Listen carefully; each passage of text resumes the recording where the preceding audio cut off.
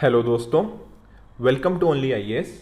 आप सभी ने कभी ना कभी एलिमिनेशन टेक्निक के बारे में सुना होगा, बट आपके मन में ना डाउट होगा कि इस टेक्निक को आखिर हम अप्लाई किस तरह से कर सकते हैं, या फिर जो हमारे प्रीलिम्स के क्वेश्चंस आएंगे उनको टैकल हम इस पर्टिकुलर टेक्निक के थ्रू किस तरीके से कर सकते हैं, एंड जो हमारे क्लियर करने के चांसेस हैं प्रीलिम्स के उनको इम्प्रूव कर सकते हैं। तो आज के वीडियो में हम यही जानेंगे through using of various examples and previous year questions of UPSC कि कैसे हम वहां पर एलिमिनेशन टेक्निक को अगर यूज करें तो हमारे चांसेस इंप्रूव हो जाएंगे। राइट, तो स्टार्ट करते हैं आज के वीडियो को। आगे बढ़ने से पहले मैं आप सभी को हमारे प्रोग्राम आईडीएमपी के बारे में बताना चाहता हूं।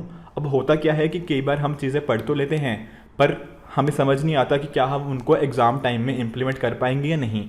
अब इसी डिमांड को समझते हुए हमने लॉन्च किया है आईडीएमपी, जिसके अंदर आप daily, weekly as well as monthly MCQs आपको प्रोवाइड किए जाते हैं। उसके साथ ही साथ मेंस के आंसर राइटिंग रिगार्डिंग चीज़ें भी कवर करी जाती हैं, जिसमें आपका एसए हो गया, जीएस हो गया, साथ ही साथ different current affairs, CSAT के रिगार्डिंग टेस्ट, उनके रिगार्डिंग जो भी अप्रोच की रिक्वायरमेंट होती है, एनसीईआरटी की videos as well as different जो कोर बुक्स होती हैं जीएस की, वो सारी की सारी प्रोवाइड की जाती हैं ताकि आपकी प्रिपरेशन एक अच्छे ढंग से हो पाए एंड आप चेक कर पाओ कि आप जो चीज़ें पढ़ रहे हो किस तरीके से आप उनको इंप्लीमेंट कर सकते हो। राइट, देखो, before we move into the examples कुछ चीज़ें मैं आपके साथ डिस्कस करना चाहता हूं जो बहुत ही इंपॉर्टेंट है। एक, कि आपको ना अच्छी नॉलेज बेस होना ज़रूरी है। आप ऐसा नहीं सोच सकते कि आपने बहुत कम चीज़ें अभी तक पढ़ी हैं एंड आप सोचो कि सिर्फ एलिमिनेशन के बेसिस पे मैं ये एग्ज़ाम क्रैक कर लूँगा। ऐसा नहीं होने वाला। आपको एक अच्छा नॉलेज बेस होना चाहिए। जो इंपॉर्टेंट बुक्स है, चाहे जैसे फॉर एग्जांपल मान लो पॉलिटी के लिए लक्ष्मीकांत हो गया, या जो भी इंपॉर्टेंट बुक्स होती है ना सारे सब्जेक्ट्स की, वो आपने अच्छे से कवर कर ली होनी चाहिए। इसके साथ ही साथ ये उन स्टूडेंट्स के लिए बहुत यूजफुल रहेगा जिनके मार्क्स कहीं ना आप मान के चलो कि 80 90 इसके आसपास चल रहे हैं, यानी कि वो कट ऑफ से थोड़ा सा नीचे अपने आप को फील कर रहे हैं अभी, बट उनको लग रहा है कि अगर थोड़े से मार्क्स और आ जाएं तो किस तरीके से उनका प्रीलिम्स क्लियर हो जाए। ये जो थोड़े से एक्स्ट्रा मार्क्स है ना, यहाँ पर आपका एलिमिनेशन टेक्निक आपको हेल्प कर सकती है। इसके साथ ही साथ जब आप टेक्निक अप्लाई करो तो आपको इंश्योर करना है कि आप क्वेश्चन बहुत अच्छे से पढ़ो। क्वेश्चन में क्या होता है, छोटे छोटे ना कुछ ऐसे गैप्स होते हैं। गैप्स का मीनिंग जैसे मान लो कि कुछ ऐसी मैं आपको टिप्स बताऊंगा कि आप अच्छे से अगर क्वेश्चन पढ़ोगे तो आप उन चीज़ों को समझोगे कि अच्छा हाँ, यहाँ पर यूपीएससी हमारे साथ खेलना चाह रही थी पर हम उस ट्रैप में ना फंसे नहीं। जो ट्रैप्स होते हैं ना उनसे बचना है, ठीक है। उसके साथ ही साथ कुछ क्वेश्चन में हिंट्स होते हैं, आपको वो पकड़ना है तभी एलिमिनेशन लग पाएगी। अदरवाइज आपको समझ आना मुश्किल रह जाएगा कि एलिमिनेशन में लगाऊं तो लगाऊं कैसे। तो उन हिंट्स को पकड़ना बहुत जरूरी है। उसके साथ ही साथ राउंड स्ट्रेटजी अडॉप्ट कर सकते हो। राउंड स्ट्रेटजी का मीनिंग कि मान लो कि जैसे ABCD 4 ऑप्शन है, ठीक है। अब एलिमिनेशन के बाद ना मान लो आपने 3 ऑप्शन बोल दिया कि ABC तो इसमें पक्का गलत है, तो आपका आंसर ऑटोमेटिकली आ गया ना कि D ही होगा। तो यहाँ पर देखो 100% आपको बिल्कुल अपना आंसर मिल ही गया। तो इस टाइप के क्वेश्चन आप पहले राउंड में कर सकते हो। फिर बाद में मान लो कि ABCD जैसे 4 ऑप्शंस थे, तो आपने अपने एलिमिनेशन से इंश्योर कर लिया कि B और C तो वही आंसर नहीं है। अब A और D में से कौन सा मार्क करना है, यहाँ पर थोड़ा सा आपको फिर अकॉर्डिंगली ना गेस वर्क करना पड़ सकता है, या फिर कुछ और टेक्निक आप वहाँ पे अप्लाई कर सकते हो। तो इस तरीके से आप राउंड स्ट्रेटजी में इंश्योर कर सकते हो कि पहले वो क्वेश्चंस जो कि आपके सबसे ज़्यादा श्योर हो, फिर उसके बाद थोड़े कम श्योर वाले क्वेश्चन आप अकॉर्डिंगली राउंड में अटेम्प्ट कर सकते हो। एंड लास्टली इंपॉर्टेंट चीज़, आपको जो चीज़ सीखते हो ना उनको मॉक्स में अप्लाई भी करना है। ऐसा नहीं सोचना कि आज मैंने एलिमिनेशन टेक्निक समझ ली, अब मैं सीधा 5 जून को जब मैं अपना प्रीलिम्स दूंगा तब वहाँ पे जाके मैं सीधा इसको यूज़ कर लूँगा। ऐसा करोगे तो बहुत ही काउंटर आपको इसका फेस करना पड़ेगा। मॉक्स में ये चीज़ें अप्लाई करने की कोशिश भी करनी है, तभी आप एग्जाम के टाइम पे अच्छे से इन टेक्निक्स को यूज़ कर पाओगे। राइट, तो स्टार्ट करते हैं पहले क्वेश्चन से। देखो पहला क्वेश्चन ना हमें जो अभी रिसेंटली 2021 का एग्जाम हुआ था वहाँ पूछा गया था। अब जरा तीनों स्टेटमेंट्स पढ़ो। पहली स्टेटमेंट कह रही है governor of RBI is appointed by central government, ठीक है। स्टेटमेंट 2 क्या कह रही है, certain provision in the constitution of India give central government the right to issue directions to RBI। यहाँ समझो, कह रहे हैं कि कॉन्स्टिट्यूशन में ऐसा लिखा हुआ है कि सेंट्रल गवर्नमेंट RBI को डायरेक्शन दे सकती है। अब भले ही इसको इकोनॉमी का समझ लो या पॉलिटी का समझ लो, बट आपने एक चीज़ तो पढ़ी है ना जब आप लक्ष्मीकांत, क्या लक्ष्मीकांत पढ़ते टाइम कभी भी हमने RBI का जिक्र किया था क्या? कि इसका मीनिंग यही हो ना कि RBI कॉन्स्टिट्यूशन में लिखा होना चाहिए। अगर सेंट्रल गवर्नमेंट के पास राइट है RBI को डायरेक्शन इशू करने का कॉन्स्टिट्यूशन के थ्रू, तो कॉन्स्टिट्यूशन में RBI का जिक्र होना चाहिए था। पर RBI कहीं कॉन्स्टिट्यूशन में है? नहीं है। RBI तो एक स्टैट्यूटरी बॉडी है, कॉन्स्टिट्यूशन बॉडी थोड़ी ना है, तो आरबीआई का कहीं भी कॉन्स्टिट्यूशन में जिक्र नहीं है, तो स्टेटमेंट 2 हो जाती है गलत। अब आपने अगर सिर्फ इतना पता कर लिया ना कि स्टेटमेंट 2 गलत है, मान लो स्टेटमेंट 1 और 3 का आपको आइडिया ज़्यादा नहीं है, बट आपको स्टेटमेंट 2 पक्का पता लग गया कि गलत है, तो आपका ए हो गया गलत, आपका बी ऑप्शन गलत, आपका ऑप्शन डी भी गलत। तो आंसर क्या बन गया? आंसर बन गया option number c 1 and 3 only. भले ही हो सकता है कि आपको स्टेटमेंट 1 ना पता हो या 3 ना पता हो, बट आपको इतना पता था कि स्टेटमेंट 2 गलत है, तो आपका आंसर अकॉर्डिंगली पहुंच गया। ठीक है ना?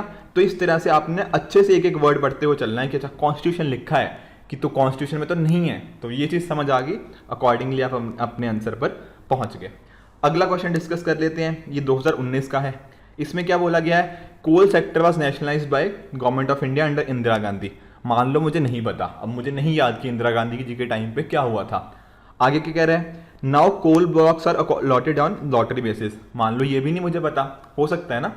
अगली स्टेटमेंट देखो, till recently India imported coal to meet shortage of domestic supply, but now India is self sufficient in coal production.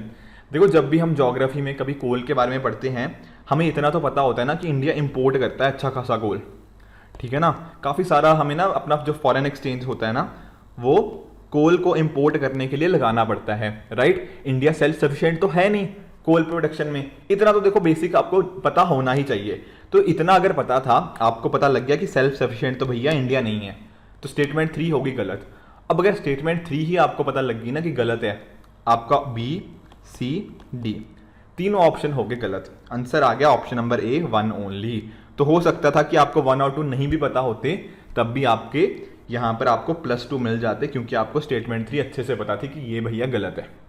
ठीक है, तो इस तरीके से ना एग्जाम्पल्स के थ्रू चलते हुए सीखना है कि किस तरीके से आप एग्जाम में, मॉक्स में इन चीज़ों को अप्लाई करोगे। आ जाओ और क्वेश्चन देखते हैं, ये भी 2019 का ही है। इसमें क्या देखो पूछा गया, हमें सीज दे दिए कुछ और उसके आसपास की बॉर्डरिंग कंट्रीज।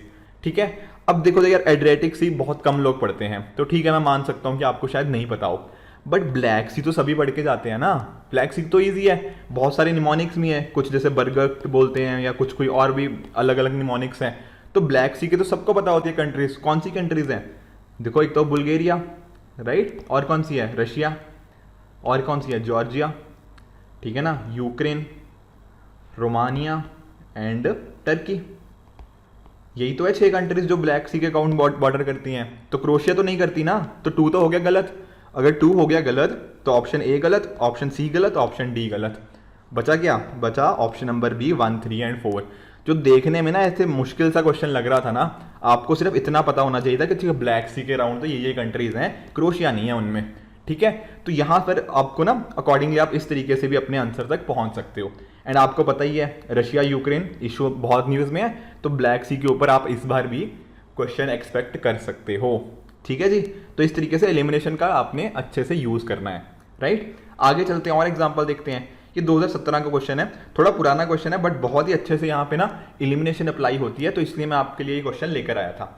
अब यहाँ देखो पूछा गया कि जीएसटी के एडवांटेजेस क्या हो सकते हैं। ठीक है, अब जरा ना इसमें ना स्टेटमेंट 1 और 2 अभी बाद में पढ़ देंगे, स्टेटमेंट 3 पे चलते हैं जरा। स्टेटमेंट 3 देखो, it will enormously increase the growth and size of economy and will enable it to overtake China in the near future। देखो पढ़ने से ही पता नहीं लग रहा कि बहुत ही वेग स्टेटमेंट है। लिखा हुआ है कि अगर जीएसटी आ गया, मतलब जीएसटी के होने से इंडिया चाइना को भी ओवरटेक कर देगा, हमारा ग्रोथ एंड साइज इकोनॉमी का अचानक से बहुत ही ज़्यादा बढ़ जाएगा, ऐसी ऐसी चीज़ें लिखी हुई हैं। तो ये चीज़ पढ़ने से आपको पता नहीं लग रहा कि ये चीज़ तो यार गलत है। ऐसे थोड़ी ना होता है कि जीएसटी ठीक है, बहुत अच्छा रिफॉर्म है, no doubt about that, but हम चाइना को ओवरटेक कर लेंगे अचानक से, ऐसा कैसे? ठीक है ना, हमें और भी तो अपने इकोनॉमी में मेजर्स लेने पड़ेंगे, तभी हम चाइना को बीट कर पाएंगे ना। और चाइना की इकोनॉमी हमसे अभी भी बहुत ज़्यादा बड़ी है, राइट। तो कहीं ना ये बिल्कुल ही वेग स्टेटमेंट है जो थर्ड स्टेटमेंट है, और आपने थर्ड स्टेटमेंट को पढ़ के आपने इसको एलिमिनेट कर दिया, और एलिमिनेट कर दिया तो डी हो गया गलत, सी हो गया गलत, बी हो गया गलत। आंसर आ गया ऑप्शन नंबर ए 1 ओनली। हो सकता था आपको ऑप्शन बी ना पता हो, स्टेटमेंट 1 ना पता हो, 2 ना पता हो, बट आपको इतना पता था कि स्टेटमेंट 3 तो बहुत ही वेग स्टेटमेंट है, कुछ भी लिखा हुआ है तो वो चीज़ तो पक्का गलत है। इतना कर लिया, आप पहुंच गए अपने आंसर तक। ठीक है, आगे चलते हैं। देखो यहाँ पर क्या पूछा गया है, ये 2021 का ही क्वेश्चन है। यहाँ पूछ रहे हैं इंडिया के रेफरेंस में, इंडिया में क्या सिर्फ एक सिटीजनशिप और एक डोमिसाइल होता है? शायद, पता नहीं, let's say a citizenship by birth can only become the head of the state. क्या ऐसा होता है क्या? इंडिया में जो बर्थ बाय बर्थ जो सिटीजन होता है वही head of state, head of state क्या होता है, प्रेसिडेंट साहब ना। तो क्या वही प्रेसिडेंट साहब बन सकते हैं? जी नहीं। देखो यूएस में ऐसा होता है कि बाय बर्थ होता है, बट इंडिया में क्या होता है, या तो बर्थ से हो या नेचुरलाइज सिटीजन भी तो बन सकता है ना प्रेसिडेंट। बिल्कुल। तो आपका स्टेटमेंट नंबर 2 तो गलत है। अब अगर आप स्टेटमेंट 2 गलत आप मार्क कर दो तो ऑप्शन बी भी गलत हो गया, ऑप्शन हो गया डी भी गलत। अब बचा ऑप्शन ए या ऑप्शन सी। तो आपको देखो अगर 1 नहीं भी पता था ना, आपको पक्का पता लग गया कि 1 इसमें भी है इसमें भी है, तो 1 तो पक्का ठीक ही है, तो 1 को तो चेक करने की जरूरत भी नहीं। बट ऑप्शन स्टेटमेंट 3 देखो जरा, स्टेटमेंट 3 में क्या कह रहा है, a foreigner once granted citizenship can not be deprived of it under any circumstances. क्या जिसकी हमने सिटीजनशिप हमने फॉरेनर को दे दी, क्या उसको हम हटा नहीं सकते उसकी सिटीजनशिप? अरे नहीं भैया, इतने सारे प्रोविजंस तो दे रखे हैं, जैसे कि अगर उसने फ्रॉड के थ्रू अपनी रजिस्ट्रेशन करवाई हो, या फिर कॉन्स्टिट्यूशन की तरफ डिसलॉयल्टी दी हो, या फिर किसी और कंट्री की जो सिटीजनशिप है उसने वॉलेंटरी एक्वायर कर ली हो, तो इन डिफरेंट डिफरेंट केसेस में उसकी सिटीजनशिप तो हम डिप्राइव कर सकते हैं ना। तो 3 भी गलत है, तो 3 भी गलत है, तो आंसर क्या आ गया, आंसर आ गया ऑप्शन नंबर ए 1 ओनली। देखो 1 के लिए ना मुझे नहीं पता था कि ऐसा एक ही सिटीजनशिप, चलो एक सिटीजनशिप तो पता था, डोमिसाइल का मुझे नहीं पता था मान लो, ठीक है ना।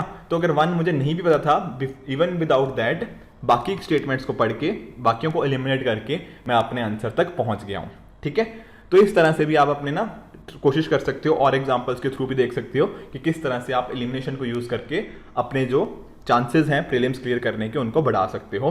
But before I and this lecture मैं फिर से आपको पॉइंट्स टू नोट दिखाना चाहता हूं कि यानी कि ये सारी चीजें आपके अंदर होनी चाहिए, अच्छा नॉलेज बेस, आपके मार्क्स ऑलरेडी अच्छे आने होने चाहिए, थोड़ा सा आपको एज में ही हेल्प कर देता है, क्वेश्चन को अच्छे से समझना है, हिंट्स को पकड़ना है, राउंड स्ट्रेटजी अडॉप्ट कर सकते हो, एंड मॉक्स में अच्छे से प्रैक्टिस करके जानी है, ताकि जब एग्जाम के टाइम आप ये स्ट्रेटजी अडॉप्ट करने की कोशिश करो, आपको डिफिकल्टी ना आए, ठीक है। तो ये सारे क्वेश्चंस आपको दिमाग में रखने हैं, कोशिश करनी है अप्लाई करने की, आपकी डेफिनेटली इसके अंदर ना मार्क्स के अंदर इंप्रूवमेंट आएगी ही आएगी, ठीक है। तो friend this it for this video, इसी तरह से आप अपने एंड पे भी हार्डवर्क करते रहिएगा। तो thank you so much, goodbye and good luck.